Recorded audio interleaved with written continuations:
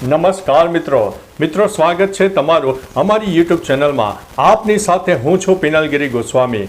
મિત્રો આજની વિડીયોમાં વાત થશે આજે તારીખ 19 માર્ચથી લઈને 31 માર્ચ સુધી ગુજરાતમાં કેવું રહેશે હવામાન, શું આવનારા દિવસોમાં ગરમી ભયંકર પડશે, શું છે ઠંડીની આગાહી, વરસાદની શક્યતા કેટલી છે, પવનનું પ્રમાણ કેટલું છે અને અંતે પ્રદૂષણની માત્રા કેટલા પ્રમાણમાં ગુજરાતમાં જોવા મળી શકે છે, તમામ પ્રકારના પરિબળો આ વિડીયોમાં જણાવવાના છે। પ્રથમ મિત્રો સિસ્ટમ સાથે ઠંડીની આગાહીની વાત કરી દઈએ તો અત્યારે ઉત્તર ભારતના ઉત્તરી પટ્ટામાં વેસ્ટર્ન ડિસ્ટર્બન્સ સક્રિય થયું છે।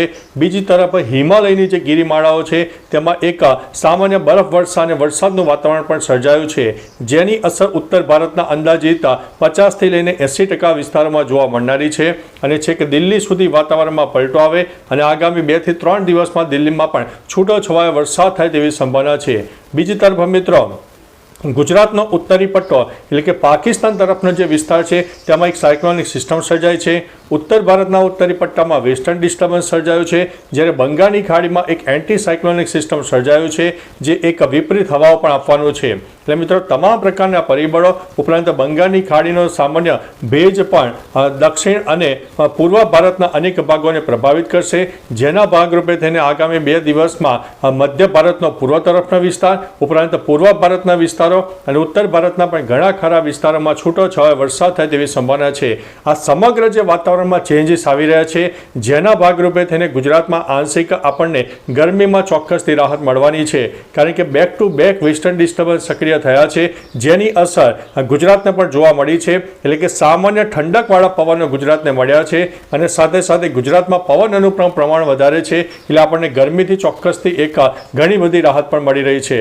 બીજી તરફ મિત્રો પવનની વાત કરીએ તો ગુજરાતમાં પવનનું પ્રમાણ 10થી લઈને 20 કિલોમીટર પ્રતિ કલાકની ઝડપે એવરેજ પવનનું પ્રમાણ જોવા મળે, પરંતુ કચ્છ હોય, સૌરાષ્ટ્ર અને દક્ષિણ ગુજરાતનો જે દરિયાઈ પટ્ટી વિસ્તાર છે જેમાં 25થી લઈને 30 કિલોમીટર પ્રતિ કલાકની ઝડપે પવન પણ ફૂંકાઈ શકે છે। એકંદરે મિત્રો ગુજરાતમાં પવનનું પ્રમાણ થોડું વધારે જોવા મળશે। એટલે કે અત્યારે જ્યારે આંબા ઉપર કેરીની સિઝન પણ આવી ગઈ છે ત્યારે હવે થોડુંક આંબાના જે વૃક્ષો છે તેમાં જે મોર પણ આવી ગયા છે, કેરી પણ આવવા લાગી છે, એટલે સામાન્ય નુકસાન પણ થઈ શકે તેવી સંભાવના છે અને કેરીનો પાક સામાન્ય ઓછો થાય તેવી પણ સંભાવના દેખાઈ રહી છે, કારણ કે અવારનવાર વાતાવરણમાં ચેન્જીસ આવી રહ્યા છે। બીજી તરફ સામાન્ય પવનનું પ્રમાણ પણ વધારે જોવા મળ્યું છે, એટલે આ એક મોટી સમસ્યા પણ દેખાઈ રહી છે।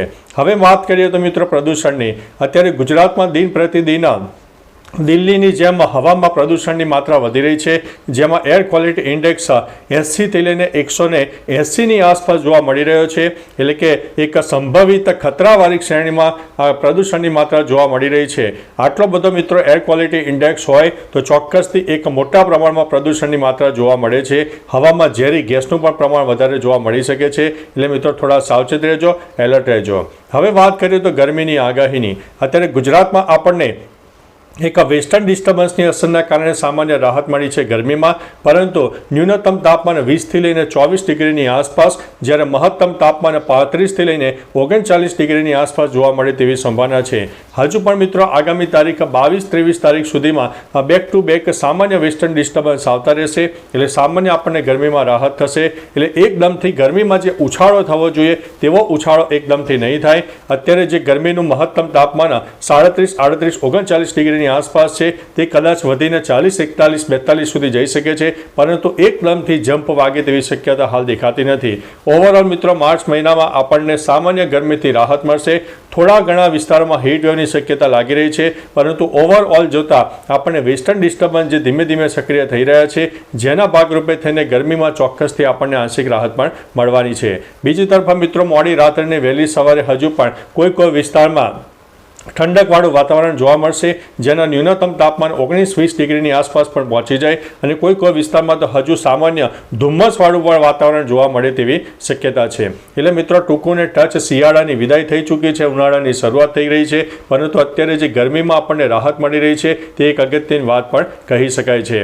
બાકી મિત્રો તમારા વિસ્તારમાં વાતાવરણ કેવું છે, હવામાનમાં પલટો આવ્યો છે કે નહીં, પવનનું પ્રમાણ કેવું છે, ગરમીનું પ્રમાણ કેવું છે, ઠંડીનું પ્રમાણ કેવું છે, તમામ પ્રકારની માહિતી વિસ્તારો સાથે નીચે કમેન્ટમાં આપજો, જેથી ગુજરાતના આપણા અન્ય મિત્રો પણ જાણી શકે કે કયા જિલ્લા, શહેર અને ગામમાં વાતાવરણ કેવું ચાલી રહ્યું છે।